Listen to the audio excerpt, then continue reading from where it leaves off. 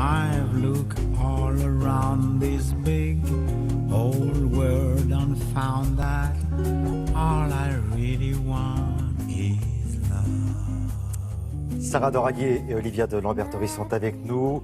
Olivia, 2 villes, 2 romans, 2 femmes. Voilà, j'ai résumé ce que vous allez nous proposer aujourd'hui. Vous avez voilà. tout fait le boulot. Et bonne matinée. 2 romans noirs. 2 romans noirs. Français. Ce qui est tout à fait étonnant parce que le roman noir a été un peu supplanté par le polar. Et là, vous avez vraiment des ambiances, des romans d'atmosphère. Il y a une petite nuance alors entre le polar et le roman noir. Oui, le roman noir, c'est un roman d'atmosphère et de personnages, mais aussi avec une intrigue très prenante, comme c'est le cas, on va commencer par Véronica, qui est le 2e roman de Nelly Caprielian, publié chez Grasset, qui est un roman sur une femme et sur Los Angeles. 1960, vous avez une femme qui est retrouvée sans vie dans une chambre d'hôtel. La mort est mise en scène, elle est sur un tapis de pétales d'orchidées, avec un revolver pas très loin d'elle, et un journal intime. Peu à peu, on va découvrir la vie de cette femme qui a été une très grande star. Elle s'appelait Nicole. Alors, pardon pour toutes celles qui s'appellent Nicole, mais on a jugé que ce n'était pas assez glam. Donc, elle est devenue Véronica. Au départ, Nelly Caprielian s'imprime, emprunte quelques caractéristiques de Veronica Lake, puisqu'elle raconte que la première audition que cette femme a faite, elle était toute petite. Alors le producteur a hurlé, a dit « Mais comment, c'est une naine ou c'est une enfant ?» Et là, on lui a mis une robe de star, une robe en lamé. Et elle était sans doute tellement timide qu'il y a une partie de sa chevelure qui s'est échappée en mèche devant. Et là, tout d'un coup, le mystère a marché. Le producteur est tombé fou de cette femme et elle est devenue cette grande star que l'auteur appelle très joliment, c'est une femme cyclope, parce qu'elle a toujours cette mèche qui lui mange le visage. Voilà. Et puis, Nelly Caprielian, elle vous raconte Hollywood, mais elle vous raconte Hollywood où le stress est plus fort que le strass, où les producteurs, finalement, sont des sortes de créatures qui mangent, qui dévorent tout cru les stars. La misogynie, vraiment, est très, très forte, règne. Et cette malheureuse Véronica, elle va avoir 3 enfants, elle va avoir 5 maris, mais personne ne viendra à son enterrement. Alors moi, je suis dans la chambre d'hôtel, là. Elle se serait suicidée, alors? Vous êtes dans la chambre d'hôtel, il y a un mystère, et c'est un roman qui est vraiment un roman gigogne. Vous avez une première histoire avec le portrait de cette femme, cette star déchue. Vous avez une deuxième histoire avec vraiment un portrait d'Hollywood au vitriol.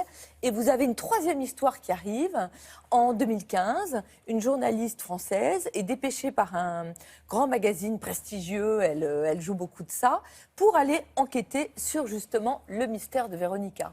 Parce que figurez-vous que Véronica, dans le journal intime qu'elle a laissé, elle raconte qu'elle tuait des femmes, qu'elle noyait des femmes. Alors, est-ce que c'est une victime d'Hollywood? Est-ce que c'est une meurtrière? C'est ce qui est chargé d'élucider cette journaliste française. Donc, ce qui est génial, c'est que vous avez à la fois un portrait d'Hollywood aujourd'hui, un portrait d'Hollywood hier. Et c'est vraiment, imaginez que Chandler, le grand Chandler, ait rencontré David Lynch, le David Lynch de Mulholland Drive. Vous avez ce roman Véronica, c'est un sacré avec compliment. En plus, mais c'est vraiment très très très très bien. C'est formidablement écrit, très bien mené, c'est hypnotisant. C'est chez Grasset et c'est formidable.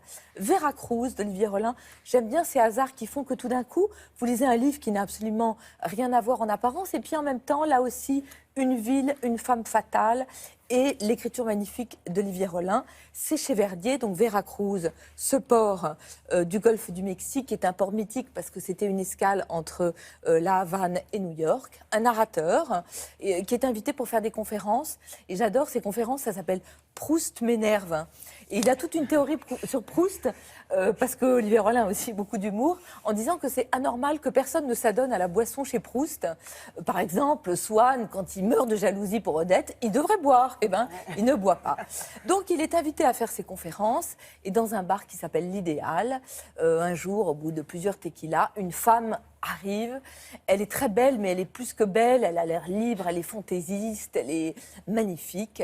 Et elle a toujours un revolver dans son sac.